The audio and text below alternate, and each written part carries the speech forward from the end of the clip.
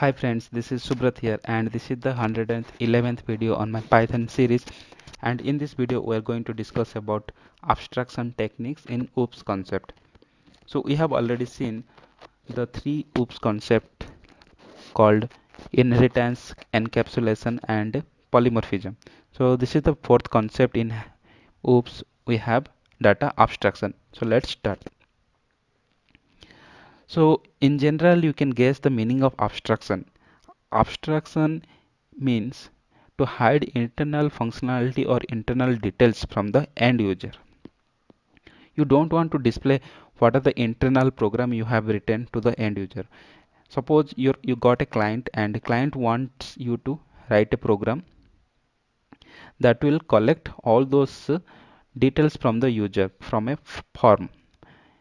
It will give a form, and by filling those form the user can enter all those details. So the end user who is filling the form, he don't wants to understand or he don't wants to see what are the background code you have written to design the form. So how the form is getting submitted, how you have written all those HTML code, how you have formed those tags, all those details your end user don't want to understand.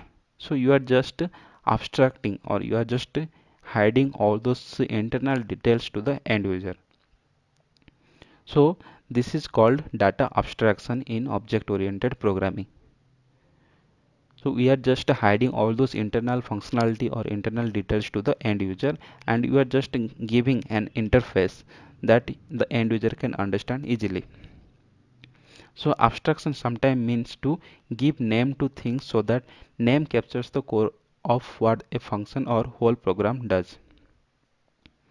Suppose you want to submit a form, you can give the form, you can give that a name called form. By seeing the name form, one can understand that you have to enter your details or registration details inside that form. So what indirectly it is saying, you have to give a simple name that will describe the functionality of the code, and by seeing the name only one can understand what it is going to do. So some note I have mentioned here, data abstraction and encapsulation both are often used as synonyms. So here what I means to say, the data abstraction concept is achieved through encapsulation concept. We have to use encapsulation to achieve data abstraction. So let us see how we can use the data abstraction technique in our program. Suppose I have num1 equal to 10, num2 equal to 5, and I have defined a function called add function to add these two numbers,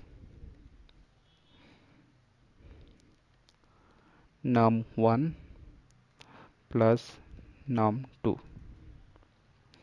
If you call the add function, it is going to add two values. So here we are not implementing the encapsulation concept. The data abstraction concept is implemented through encapsulation. We have not encapsulated all those details inside a function. These num1 and num2 are considered global variables. Anyone can come and change these values. So to implement abstraction, we have to encapsulate all those details inside a function. So num1 and num2 you can inside the function you can write, then you can call those function.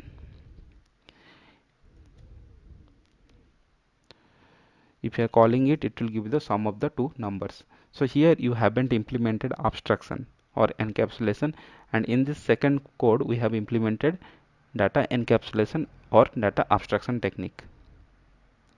So friends, this is all about the data abstraction and how we can achieve data abstraction in Python.